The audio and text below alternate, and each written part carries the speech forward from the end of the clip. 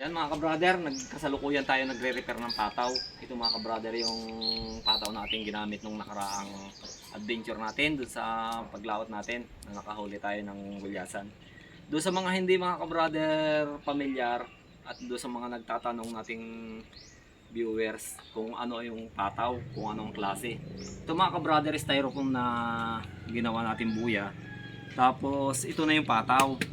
Tapos ang gamit nating kawil dito ay apat. Yan. Ito, dalawang hair extension at dalawang metallic foil. Ito yung hair extension mga ka-brother. Ito yung parang buhok na ginagawa natin pain. Tapos ito yung natuklas nga na metallic foil. Yan. Ito yung pain natin. Itong pataw mga ka-brother ay apat na kawil. Tapos ang pagitan ng bawat kawil ay 8 dipa ang pagitan. Tapos ito mga ka-brother ay may pabigat na bakal na palubog ito mga ka-brother, pailalim ang kawil nito. Bali dito mga ka-brother, nakasit na ito, dito sa dulong ito, kailangan nating isabit yung bakal. Tapos pag naisabit yung bakal, ay ibababa natin sa dagat. Tapos iisa-isahan natin ng tanggalin yung kawil dito sa estero para maihulog siya. Tapos pagka naihulog mga ka-brother, ay pababayaan mo na lang yan na nakahilira or palutang-lutang lang itong buya ng pataw habang naghihintay ng dawi. Yun lang ang proseso mga ka-brother ng pataw, kaya medyo matipid ito kaysa doon sa trolling. Ito mga ka-brother, hintayin mo lang nadawihin. Tapos pagka ang palatandaan naman ito, pagka dinawi, ito ay nakatindig ng ganito, nasa ibabaw itong di kulay. Kaya itong sa akin may kulay para malaman mo kung may dawi o wala. Yan. Ito yung isang set ng pataw ko mga ka-brother. Ang ginagamit kong pataw ay 3 set ng pataw na kompleto. Pagka maganda ang dawi, dire-diretso ang aking laot. Hindi na ako nagre-repair. Saka ako nagre-repair pagka ganitong pahinga. Yan mga ka-brother, ang sikreto ng mga magpapataw na dapat dire-diretso ang laot kahit maganda ang dawi. Sa pagpapalit naman ng pain mga ka-brother, iisa-isahin muli ito pagkatapos mong pagkagaling mo sa laot. Iisa-isahin muli siya ng i-check mo yung mga pain niya. Kung may mga sirang pain ay papalitan natin ng bago. Dahil lang kung ilalaot natin at masama ang pain, sayang yung pagod at saka gastos. Kaya kailangan nating maganda lagi ang ating ginagamit na pataw para tayo na lulugi sa ating lakad. Dito naman tayo mga ka-brother sa kulay orange. Bali tayo kasalukuyan nagpapalit ng pain.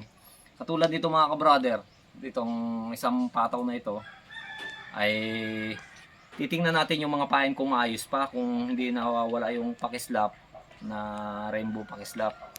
Tapos kung hindi natutupi yung metallic foil. Ngayon, nakakita ko dito na isa lang ang sira, kaya yun lang ang ating alisin. Kaya ito, iisa-isahin natin ang pagbababa ng kawil para makuha natin yung daway na walang kawil. Yun, katulad nun, okay pa yung kawil na yun. Susunsunin natin mga ka-brother yan. Yan.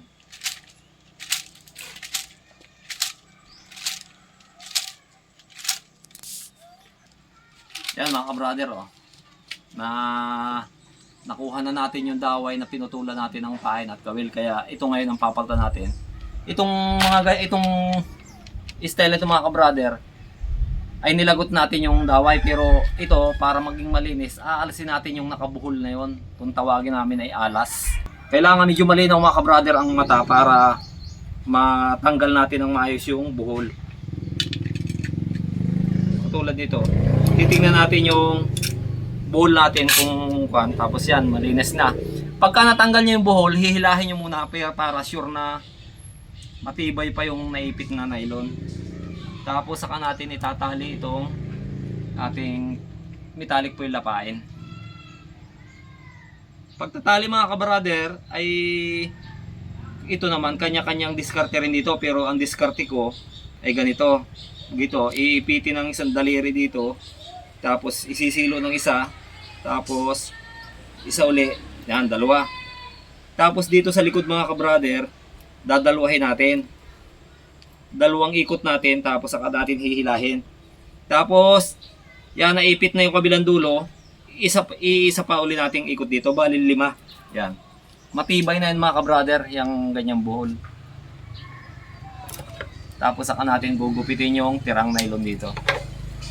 Tapos ibabalik na uli natin yan dito para kumpleto na uli ang pae niya. Maging 4 na uli.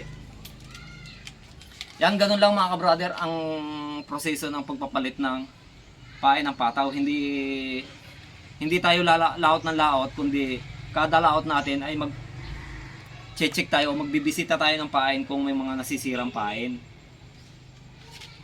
Para kung sakaling may sira, ay hindi tayo lalaot ng may diferensya yung pamain ng ating pataw. Yan, maraming salamat mga ka-brother. Hanggang sa muli at God bless po.